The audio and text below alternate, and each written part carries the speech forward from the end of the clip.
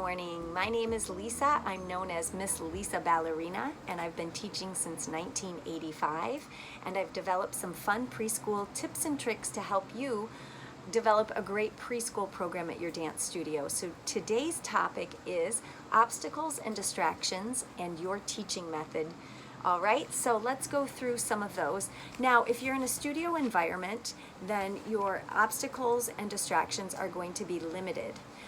But if you're in a traveling studio situation, if you teach at various locations, then you're going to have obstacles in the room that you're going to have to try to either cover up or avoid. Now, what I do is I assess the space, and if I notice any toys or anything that looks enticing to a preschooler, I try to move it out of the way, cover it up with some blankets or sheets if I have those with me, and then move everything up above their eyesight and eye range. Now, in my current teaching situation, I rent studio space from some fitness facilities, and I'm also at the Children's Museum once a week. If anything's more distracting than the Children's Museum, there's nothing.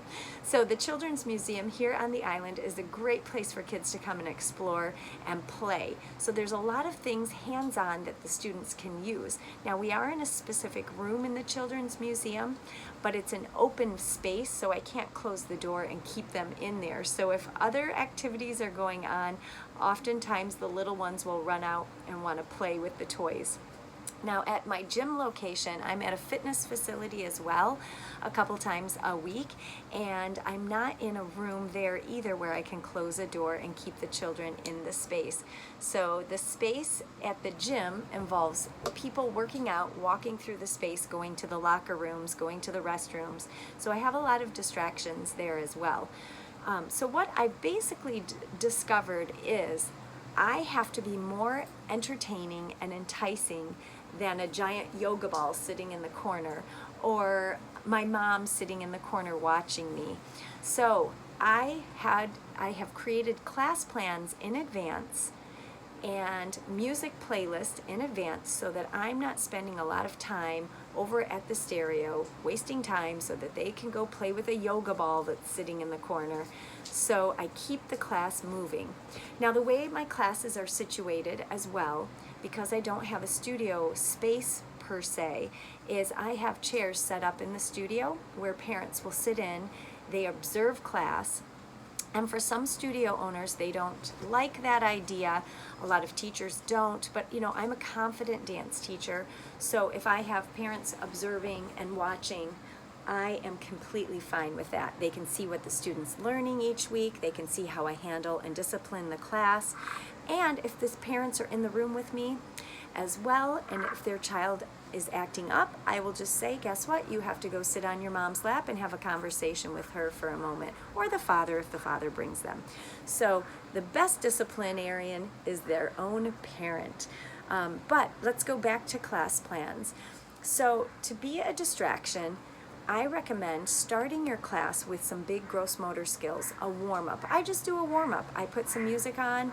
I've developed a theme. So the class always has a preschool theme. Let's just be simple. Let's say it's colors of the rainbow. All right, so I might do a warm-up with gross motor skills. I might play a rainbow song to begin with, or a song about all the colors on the rainbow, something like that, and we'll do big gross motor skills. We do that for about the entire length of the song, 2.5 minutes, 3 minutes, maybe 4. Marching, jumping, jogging, slow motion, tiptoeing, loud feet, quiet feet. I mean, just basic skills that they don't necessarily have to concentrate deeply on, because they all know how to run, they all know how to walk, they pretty much know how to march. So the preschoolers are actually just burning up some of that anxious energy, their excitement, because they're excited to come to dance class. They should be. They're there to have fun. So that first few minutes, burning up that energy. Then my second song, I can do something that requires more focusing. If it's even a ballet positions of the feet dance where they have to kind of learn how to stand in first position and second position. And then I'll do, let's say my third song might be a pre-choreographed song. A song about head, shoulders, knees, and toes, you know, pre-choreographed, something I didn't create, but it has been going around the world for generations, and so they already know it, but I might tweak it and make it more dancey.